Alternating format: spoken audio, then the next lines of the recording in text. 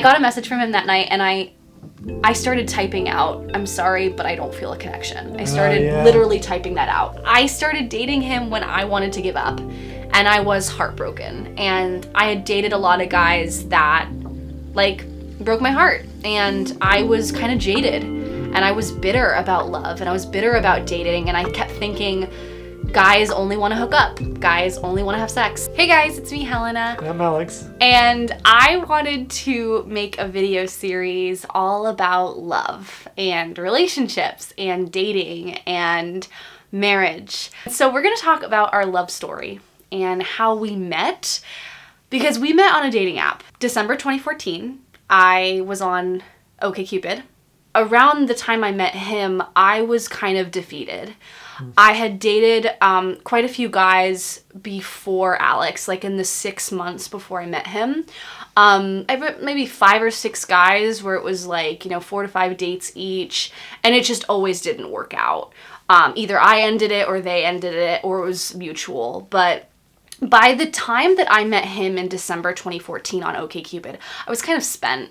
I felt like I couldn't meet anyone who was my emotional, intellectual equal, like someone that I could be really good friends with and I feel really comfortable and at ease with. But at the same time, there's that spark, that chemistry, that fireworks, passion. And so I was kind of done, and I was actually about to quit OkCupid. I was literally about to delete the app one night in December after just a lot of dating, and I was kind of fed up with it, and I was like, I'm never gonna meet someone on my level. And it's not to say that my level is high or anything like that. It's just more like I could never meet someone that was kind of what I intentionally wanted. Because I do have high standards, and I'm very, very picky about the people in my life. And so it was difficult. And so I was about to quit, and I was literally about to delete my account in like mid-December. And I had this gut feeling to one last scroll, like just swipe through one last time. And so I did. And that night, I was my like literally about to delete the account, and his picture pulled up on OkCupid. And his photo was so soulful. I call his eyes, he has Paul McCartney eyes. They're kind of like deep brown, soulful. They kind of like droop a little bit. Really? Like, yeah, your eyes, like the shape of your eyes, they kind of slant slightly downward. In a good way? No, in a beautiful way. Okay. Like gorgeous. Okay. Like Paul McCartney has those eyes. I've always been like a Paul McCartney. Like I love Paul McCartney eyes. Okay. And so like when I saw his photo and I saw his eyes and they were so soulful and he had this kindness in his eyes, I knew right away. I literally had a gut feeling of, I have to meet this guy. I clicked like first, and then I got a notification that you had liked me back, which really surprised me because I thought there was no chance. Yeah, and so we liked each other, and I was like, oh my gosh, I have to message him if we're a match. Yeah. Tell me your story. Yeah. So well, I didn't think so. I didn't have high hopes for the app because I don't know if you guys know this, but guys' experience on the app in general, like men's experience, is very different from women's. Mm-hmm. Women's receive all the messages and men send all the messages. So women get bombarded by all these messages that sometimes are not warranted or considerate, and they have to weed through it. Like you get a ton of messages in your inbox. Whereas men are used to writing the messages, they send it, and then they don't hear back at all. Like, so it's like, imagine applying to a job and you never hear back from all these different jobs that look like so great, and you never hear anything. And so I got a bit discouraged because I'm writing all these long, thoughtful messages and I'm not hearing anything back. And it was just part of the program. That's just how it works. And so I hadn't been on the app that much, but I had low hopes for it. Like, I tried and it led to a couple of dates, but I hadn't dated around that much. I had just moved to the city, New York City, in September. Mm-hmm. So I was familiar with the city, but I just moved for university, and so I was busy, and it wasn't my main focus, but it was a fun thing to do in my free time. And so there's all these different pictures of girls on the app, and there are varying degrees of beauty and like quality of picture. A lot of them are people that are just taking pictures of themselves on their phone, and a lot of them it's like in a weird angle or it's not touched up or anything. And then you're so picky. because she looked amazing, she looked beautiful. It was like, a headshot. It was like an right. actor's So headshot. for you, it made sense because it was a headshot. But I saw it, and it was just completely like it blew me away. And I was like, if I don't get any responses from these girls with the basic photos of themselves, she probably gets 1 million, and there's no way she's gonna like. I'm just gonna be one of thousands. And that actually was not true. Really? I did not get a ton of messages on OkCupid actually. Wow. A little tip for anyone who wants to start online dating: when you join an app, when you first join and you put up your profile, the algorithm will push you out to tons of people, and you'll get a ton of messages, especially if you're a girl. You'll get a ton of messages. The longer you stay on OkCupid or whatever app is big right now, the algorithm starts pushing you out less. So after like 3 or 4 months of like doing online dating, actually by the time I met you, I was not getting a lot of messages. So yeah. But were you sending messages? Were you? I was sending a few messages, yeah. And you still were pushed down. Yep. Interesting. Okay. Yeah. I mean, I wasn't getting messages like when I first started, or sometimes I would take a break for 6 months and then come back on the app, and then anytime I deactivated and came back 6 months later, the algorithm would push me out again. See, it's funny, like, because I was searching with a radius of a certain amount in New York, and if you check the app often enough per day, which I guess I did, you see the same kinds of people, because it's not like new people arrive all of a sudden, right? All the time. Right. So I you kind start of knew. To see, so like I saw your photo, but I think I didn't click like because I had made that assumption of she must get a ton of messages. There's no point. I should go for something that maybe like it's more likely they'll respond, because I was tired of not getting any replies. So first tip for anyone out there who wants to do online dating: don't assume that just because someone looks good in a photo that they're just not going to respond to you. Because no, I was totally into him. So I passed by you, and then I went back and I thought to myself, well, it doesn't hurt to say like anyways, 'cause it doesn't matter. But I remember I went back, I clicked like, and then it said you were matched, and I was like, wait, what? I was really surprised. I knew that I had to send a message right away, because it's pretty rare. I'd often like people and not get liked back. So it was kind of like, I feel like you liked me first. I didn't know. Then I liked you, and it said it was a match. Yeah. And that prompted me to send you the message. He messaged me. And what was really, the thing that really made me feel really excited about him was he sent a very long message. Very long, like paragraphs. And if you're messaging girls, don't just say, hey, what's up? No, you have to look at their profile, take a couple things, mention it in a fun way in the message to prove to them that you actually read their profile. That you care. And you're not just sending a copy and pasta to everyone. Yeah. And you want to use their name, their first name. That's everyone's favorite word, is their own name, right? Or compliment them, or find something very specific or unique about their profile and then mention it. Yeah. But he did that. Like, you did that a lot. I had Ella Fitzgerald as one of my favorite musicians. I had like Frank Sinatra. I had very specific things. I said that I love Boy Meets World. I think I wrote it twice. I said something like, you must really like Boy Meets World to put it twice.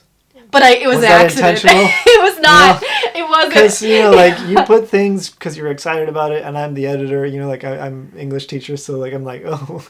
You can't message somebody, I think this is goes in both ways. You can't message someone being all sweet and friendly and just leave it at that, because that creates friend vibes. And friend vibes is fine, but you don't want just friend vibes. You want to have a bit of a playful. It's very easy to get in the friend zone. Like, yes, even if you're attracted to the person, if you form that friendship but you never cross a boundary at all where like you hint to them or anything, or just any kind of teasing or anything like that, it can really easily stay there in that friend zone. And so right off the bat, you were teasing me, which I loved. And then you responded to that. I was laughing. Yeah. And he teased teased me in the messages. He was very specific. He asked me questions. He noticed that I had a Rumi quote on my OkCupid profile, and he mentioned it and said he loved Rumi too. I wrote about how I love journaling, and I wrote stream of consciousness style in my journal every day, and he brought that up. And it was just like all these specific things, and I was like, oh my God, I feel so seen. Words of affirmation, which is my love language. It was just like you spoke to me right away. And that was just luck. I was instantly like attracted. Like, I knew in the messages that there was something special. I didn't know what it was. And so then it was New Year's, and we were chatting on New Year's on OkCupid, and we Setting decided... up our dates. Setting up our dates, and we decided to meet up for Indian food in the Lower East Side.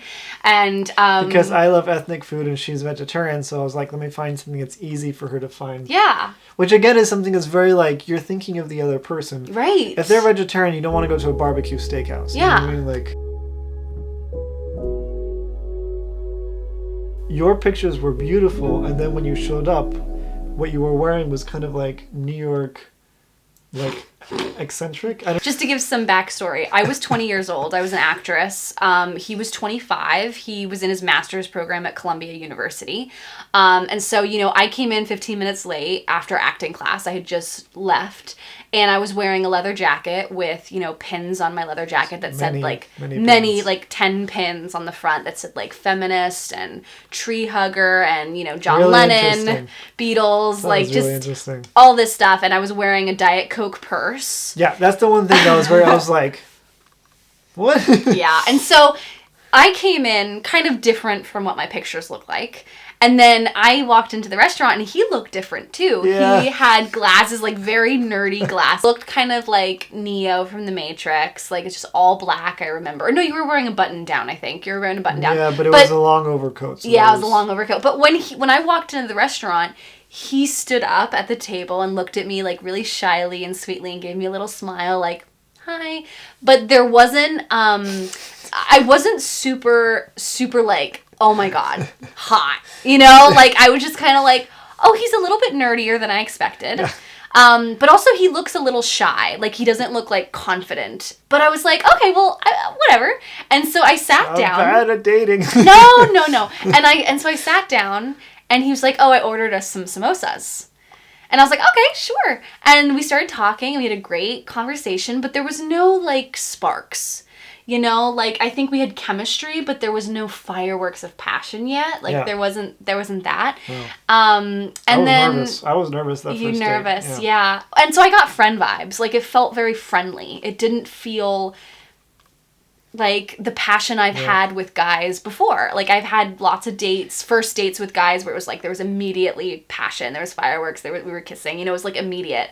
Whereas with Alex, it took time. And so then we went to the bookstore, we went to the Strand bookstore, and I showed him my favorite books. We were at the restaurant, I feel like it was more of like a getting to know each other, and like I think I remember trying to tease you, but it came a bit harder. Mm-hmm. And then I remember after eating, we walked to the bookstore and I was able to relax a bit. And I don't know about you. Yeah. And it felt like it became a bit easier, you know? Yeah. Like just the bookstore is such a chill place, and you were excited to show me your books and I was excited to show you my books. Yeah, and you introduced me to like Teddy Roosevelt and some fun facts about him.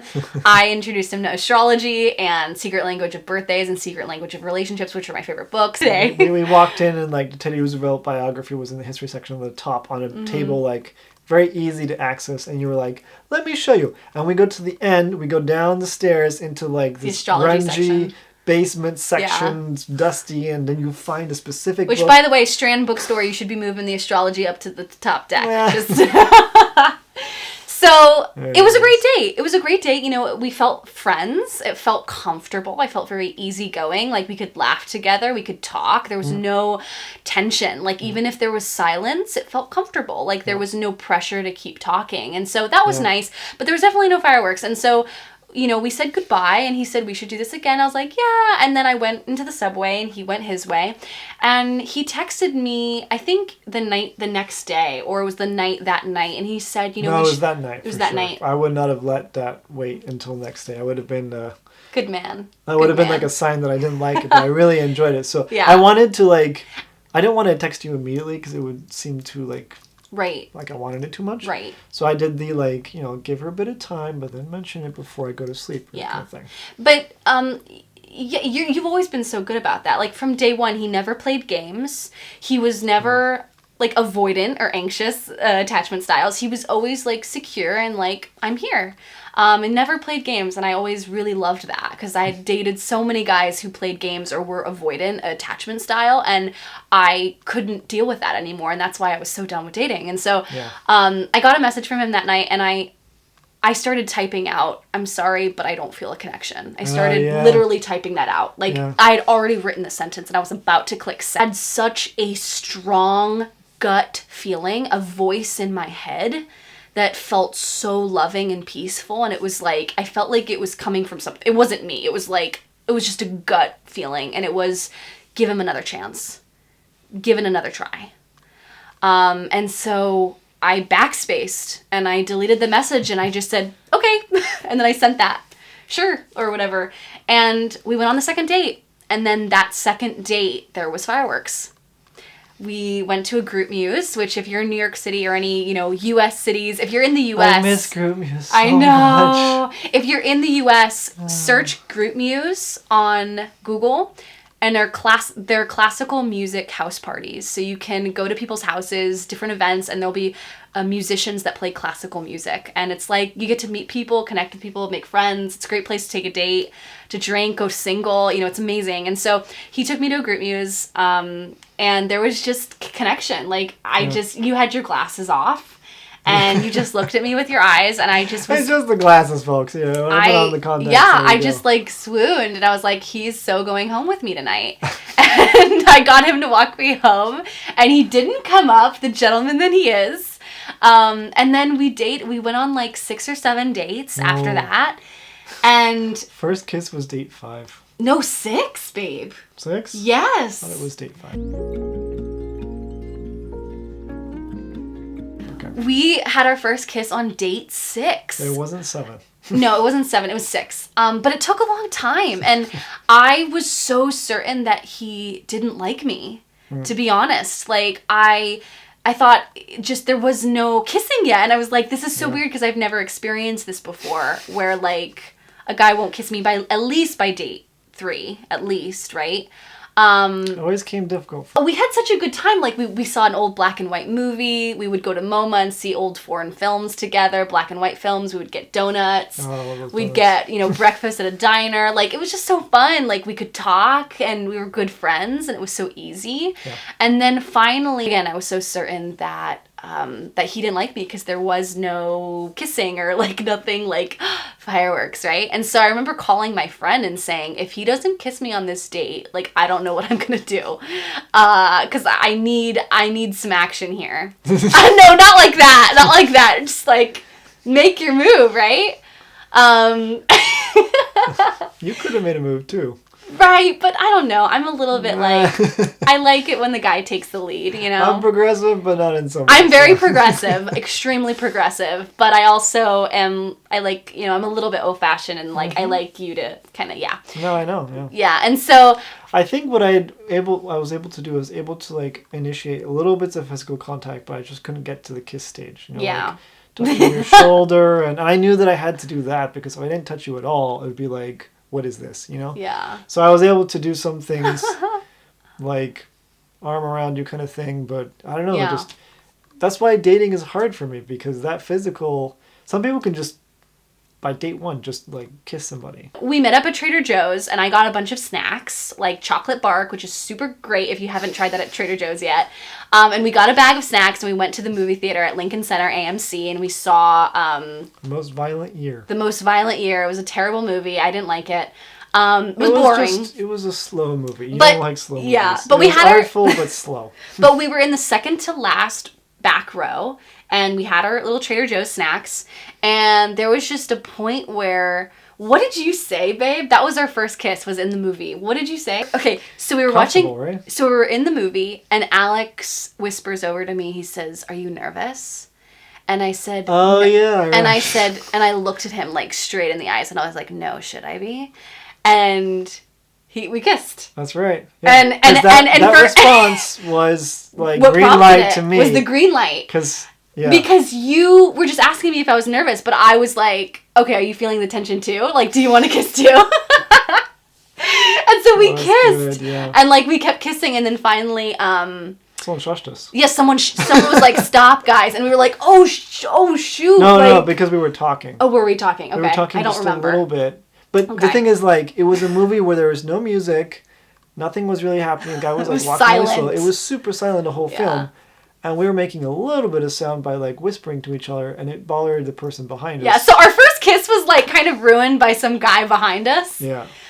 But then, so that was date 6, and then we dated for another month, and you asked me multiple times if we could, be exclusive, and there were many times I said no. It was the 3rd time that you asked me that I finally said, okay, fine. Because I was really independent, and I loved my singleness, and I really embraced my singledom, and I didn't want to give that up yet. And so, but I finally was like, you know what? Let's just try. You're right. Why go on these bad dates when you already have me? So I know. That's true. That's our story. Like, that's how we met. It was OkCupid, and we've been together for 8 years, and we're in a relationship for 2.5 years. We backpacked Europe together. I think within the first 6 months of dating. It was, yeah. Because I had already planned on doing like a 2-month solo backpacking trip through Europe by the time I was 20. Like, that was like my goal in life, was to always do that. And so I told him, and he got excited and was like, can I come too? Yeah, because I was like, wait, you want to do a backpacking trip across Europe? I've never done that before, but I lived in Europe. I lived in France. I lived in Austria. I speak French and German. You can translate for me. So I can translate for us. Yep. And, like, taking a train to see all these things together with just a backpack sounds like an amazing experience. Yeah. And if you're already doing it, let me join you, and we'll plan really well, and like, yeah, I can translate for you and stuff. Yeah. And so he joined me. I went for 6 weeks by myself, and then he joined me for 3 weeks. I was in China at the time. And it was during that trip that I fell in love with him. And we were like, I think we were 8 months into dating at that point. And that was when I told him I loved him. That's right. Because, again, like, I think for us, it was slow. Yeah. It wasn't a quick, passionate, moving in right away in the first year. Like, it was slow, steady building. Yeah. And I think for us, that was the best thing for our marriage. Well, I think that the kissing and the physical contact, that was slow at the beginning. But the relationship too. I don't know if 8 months is a slow time to. Oh my God, it's so slow, babe. Really? It's so slow. Oh my God, most people like say they love each other within the first 3-4 months. Yeah. I don't know. Everyone I know and like have seen, and like, most people say it. The stories I've heard. The first 6 months, maybe. Yeah. I don't know. So it was slow, I told him I loved him the first time 8 months into the relationship. We were in Nice. I'll share a blog post down below. I'll include it in the comments in the description if you guys want to read about that story. But we were in Nice. I fell in love with him as I watched him eat Chinese food. He was just so happy as he was eating food, and I just fell in love with his Taurus moon, his love for food. And he didn't say it back. And I was totally okay with that, because I completely understand it takes time. Yeah, you didn't give me an ultimatum at all. No, it's okay. Like, no, just like, it's okay. I love you though, and that's it. Because a lot of people, they're like, what do you say back? Well, that's probably because they're anxious attachment style. Yeah. I'm really into attachment styles right now. Which, by the way, actually, let me get the book. This is a great book. It's called Attached: Are You Anxious, Avoidant, or Secure? By Dr. Amir Levine and Rachel Heller. Really great book about relationships and attachment styles in relationships. But we've taken the test and we are both secure. So I feel like that helps. I feel like that helps us have a good marriage, is that we're not avoidant and we're not anxious. I think I have slight avoidant tendencies. I think you have slight anxious tendencies. Yeah. But we're both secure. Yeah, hands down. He told me a month later when we were in New York, and I remember it was that year that actually on your birthday, September 19th of 2016, I believe, you told me that there was an opportunity to move to France. You said you wanted to teach English in Nantes. Mm-hmm. That your friend had told you about the job that he was at. He was teaching English in Nantes, the University of Nantes in France. Right. And you told me in the fall of 2016, what if I moved? Would you come with me? Like, what would we do? And I said, absolutely not. Like, I am in the performing arts. I want to be a casting director. I want to be in the business. Yeah. I will never leave New York. Nope. I will never leave. Like, I will die here in New York. I will spend my life devoted to the acting industry. And it is so crazy to me how a person can change. Like, my dad died that following winter, like a couple months later in February the following year, and my world shifted. My life shifted. My identity, my values, my goals, everything changed when death became it just became like real. Like suddenly, oh, you can die suddenly out of nowhere. And that like made me realize what I'm here on earth to do. And I'm meant to have fun and to enjoy my life. And I'm not meant to hustle and grind and to, like it just like, it was crazy. It came up to the front of your consciousness. And because of that, you shifted your values and your goals. Yeah. Everything shifted.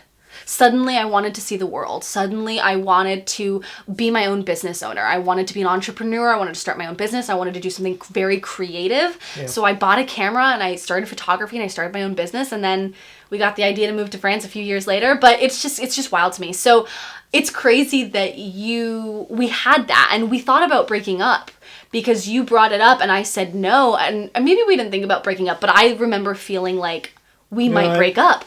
Because you really wanted to go to France. I was fine with staying in New York at the time, but I knew that I wanted, like, I think, I always felt like there was this untapped potential that I had that wasn't being used, and I felt like one of the excellent elements of being an ESL teacher is you can move abroad.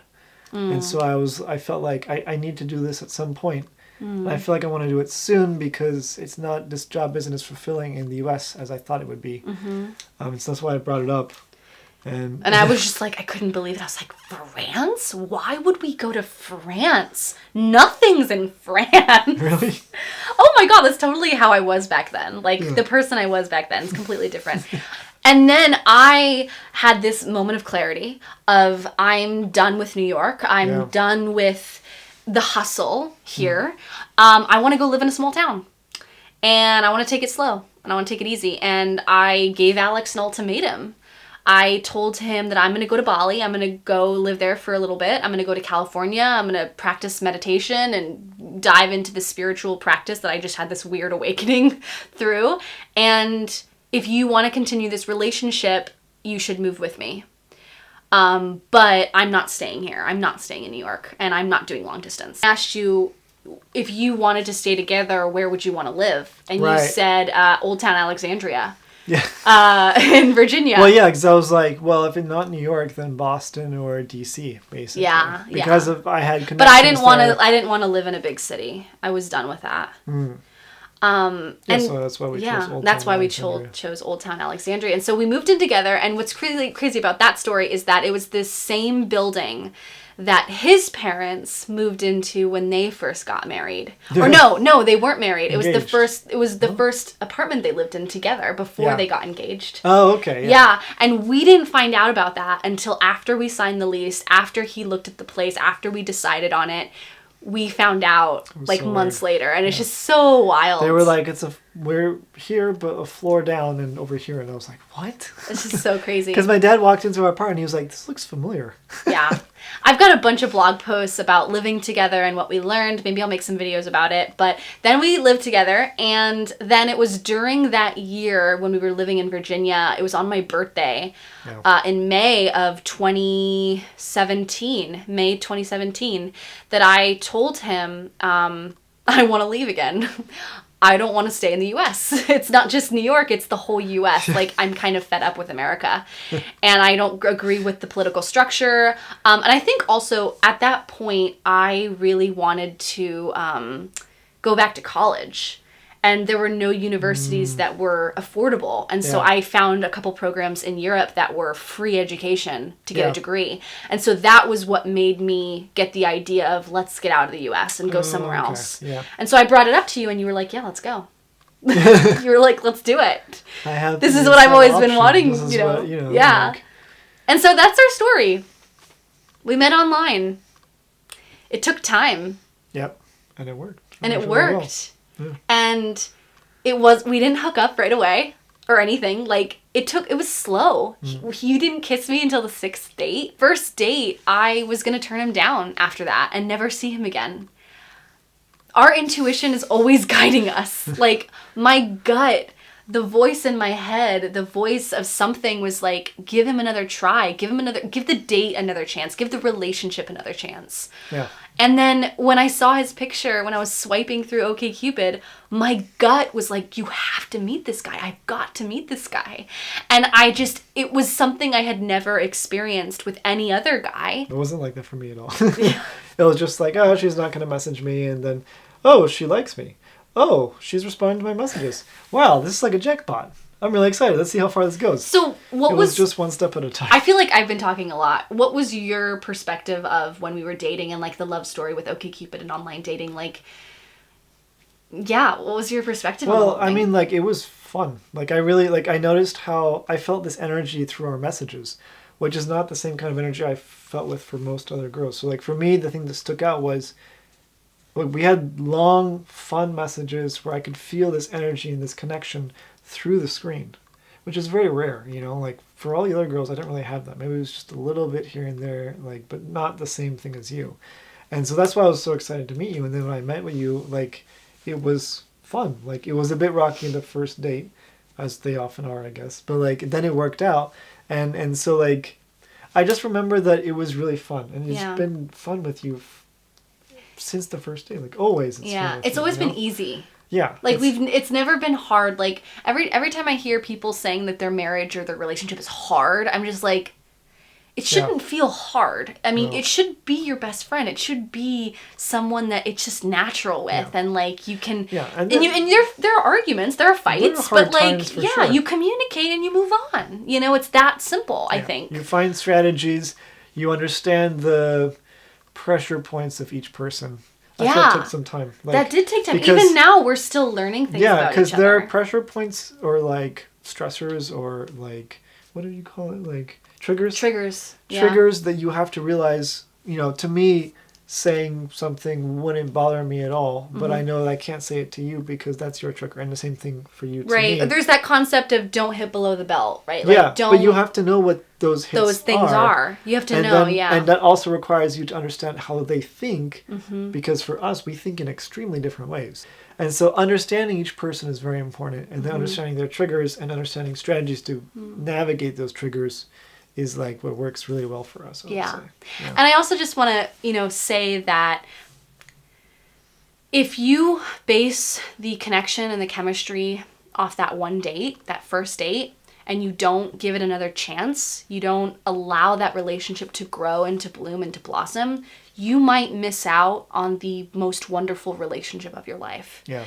Because before him, if I didn't feel fireworks or get a kiss or like feel that passion and that chemistry on the first date, I would end the date. I would move on. There were so many guys that I went on one date with and I had a lovely time and there was great friendship and great chemistry, but there wasn't that spark, and I ended it after date one. There were so many guys that I texted saying, hey, it was great meeting you, but I don't feel that connection. I'm sorry. And I was very honest, but in a nice way. And a lot of the guys appreciated that. So if you're dating, don't ghost people. That is literally the worst thing you can do. Stop ghosting people. Yeah. It's harder, but it's important. I'm very passionate about ghosting. Like it's not okay. It's not okay. And so, so I guess what I'm trying to say is like, there were so many guys that I did that to. Why did I not do that to him? Because it was the same feeling. It was the same feeling of, I don't feel the connection. I don't feel the spark, the chemistry, the fireworks. So I'm going to end it after the first date. But I listened to that inner voice. I listened to that gut feeling. And that's why we have the most amazing marriage and why our lives are so amazing is because I freaking listened to that. And you listened to yours. Yeah. Well, I feel like, so like you listen to your intuition. One thing that I learned through the dating experience that I want to mention is that you might ask me, like, you might wonder to yourselves, what is the most important thing in a relationship? Is it that they're, I don't know, tall enough, or they're attractive enough, or like they have the right eyes, or like they like the Lakers or whatever, like game team? And I say no. The key is, do you have fun with them, and do they make you laugh? Humor. Those are the two most important things. And if you have those two things, it's amazing how much everything else becomes less important. Yeah. When you have those two things. And we always have those two things at first. Humor. And that's something that you can't on your dating website, you can't say I'm funny, because humor is relative. Yeah. And you can't see that until you see them in person. You So have to, yeah. If you have that first date because the other boxes are checked, and you notice that you have fun with them or that you're laughing with them, stick with it. Don't think like, oh, I need a specific spark, like you said. Yes. Or my life is the way it is because of our relationship. And it's amazing. And it's the best thing in my life. It's the easiest thing in my life is our marriage. And I'm just really grateful. Yeah. I'm really grateful to online dating. I'm really grateful to OkCupid. Thank you, OkCupid. And just one other change I'm thinking of now compared to back then. When I first dated you and I knew you, you were blonde. Oh yeah, I was blonde. I bleached my hair. So blonde. Yeah. And it just like I'm just looking to the camera now, and it's like, wow, you're really a brunette. You get to know the other person, like people change, and I don't know. I've changed. I'm still black. No, you look exactly the same, except you have better style. I feel like your style's really up-leveled since then. But it's because I moved to Europe. But you moved to Europe. That's a whole other separate thing. You moved to Europe and your style moved to changed. Europe and your style will improve. Yeah, it will. Yeah. That's our story. That's our story. I just wanted to share our love story because it's. I started dating him when I wanted to give up. And I was heartbroken. And I had dated a lot of guys that, broke my heart. And I was kind of jaded. And I was bitter about love. And I was bitter about dating. And I kept thinking, guys only want to hook up. Guys only want to have sex. They are not interested in a long-term committed partnership like I am. I want to see the world with my partner. I want to experience life together. I don't want to just have a physical connection. I want it to be so much more. Yeah. And when I was in New York at 20 years old, I found it very difficult to meet guys who wanted that. And I had high standards. I was very intentional about what I was looking for, and I wanted to give up. And it just goes to show that when you give it one more chance, when you try and go on one more date, when you're about to give up, I feel like that's when it happens. Because when you fully surrender and say, you know what, I'm just going to let the universe take control of the situation. It's out of my hands. That's when because you release resistance around it. Yeah. You release resistance when you surrender. And that's what I did. He was my last guy that I saw on OkCupid. He was the last date I went on. I was literally giving up and quitting online dating because I was so fed up by it. And that's when it flowed and it became easy. And I hope that's inspiring to anyone who's online dating or wants to meet their partner is you got to put yourself out there, first of all. I think a lot of people are sitting at home and they're not going out. They're not meeting people. They're not putting themselves out there. And it's you will never meet someone unless you put yourself out there. Unless you try. Yeah. And the thing for me to learn in the online dating is don't make assumptions that they're not going to respond. Don't make assumptions that it's never going to work out because that's what's happened in the past. It could be that person that you think will never work out actually really likes you just from your profile alone, and you just don't know. You don't know, right? You're a catch. He's literally just obsessed. I'm obsessed. You're a catch too. Let us know down below in the comments if you'd like to see more videos talking about relationships, dating, because Alex has a lot of dating advice, by the way. He has a whole bunch of tips that really worked for me and for getting me and wooing me. You charmed me, and there were little specific things that you did. If you guys have any requests, any at all, leave a message down below in the comments or send me a DM on Instagram. Anytime I do Q&As or pull topics, I ask on Instagram. So head over to my Instagram, Miss Helena Woods. I'll include a link down below. Ms. Helena Woods, MS, not MRS. It's very intentional. But I can take all about this in another video. But let me know down below. I hope you guys have a magical day, and I will see you next time here on the channel. Bye.